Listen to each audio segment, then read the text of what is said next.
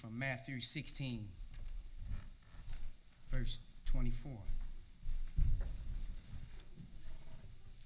And Jesus said to the disciples, if anyone wishes to come after me, he must deny himself and take up his cross and follow me.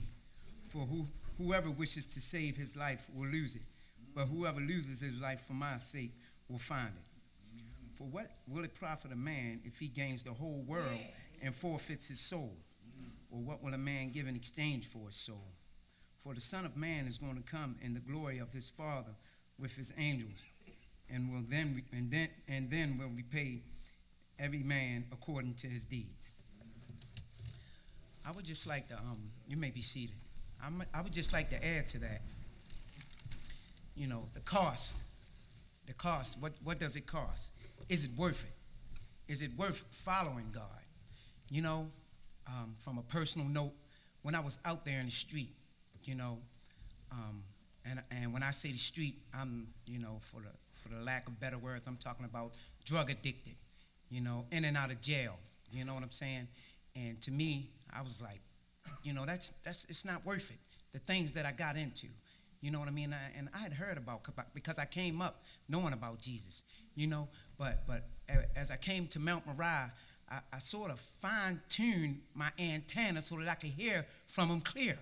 It just wasn't coming through as clear, through things like Bible study and things like Sunday school. I came here and I learned that I was already in the book. When I first heard that, I was sitting in Bible study, and it was like it was revealed to me. He said, well, the pastor said, did you know you were already in the book? And I just felt so overwhelmed to know that, the God that I serve, and through study, you know what I'm saying? Because I wasn't fine-tuned at first. This is stuff I didn't know. You know what I mean? So now I'm a part of a church family. I'm a part of a church that teaches and preaches the word of God. Now, am I listening? Yes. When I was out in the world, no, it was dim.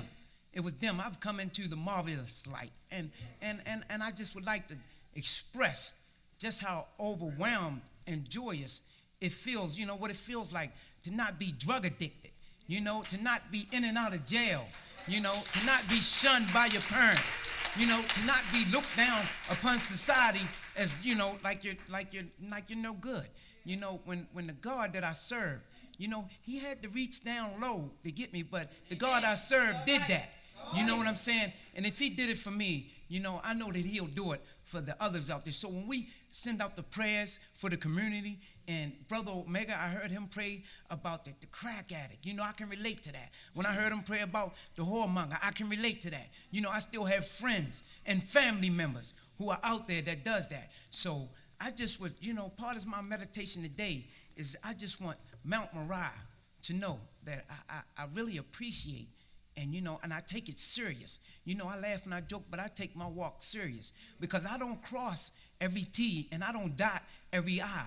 But I got a reverend by the name of Reverend Palmer that will pull my coattail and say, hey, you say you love the Lord, but what are you doing to show that you love the Lord? Are you studying? That makes me study.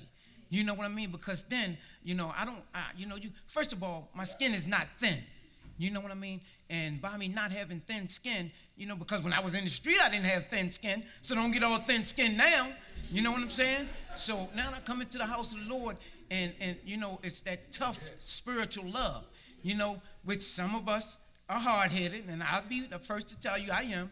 And I just thank God, that, I can come to here, and I've learned about things such as, he that have an ear, let him hear. What the Spirit's saying to the churches. But not only that, like the commercials say, can you hear me now? You know what I'm saying? Yeah. Are you listening? I've learned that, you can come to church and play church, and they say the word cut. And I had, for a few minutes, I had to get a Band-Aid, because I can relate to coming to church and not having my heart into it and not doing the things that I need to do to have a closer walk with this God I serve. So, in closing, I would just like to say, it's this new thing coming out. If you don't have this, and you won't be able to watch TV, I just thank God that the God I serve, I can always tune in. and find him. You know what I'm saying? I don't need an apparatus. I don't need a new apparatus, you know, to locate him. However, I do need to stay fine-tuned. You know, I do need to keep coming to Bible study. I do need to attend Sunday school. I do need to collectively, you know, assemble myself with like-minded people such as yourself. You know, and by the way, can you hear me now?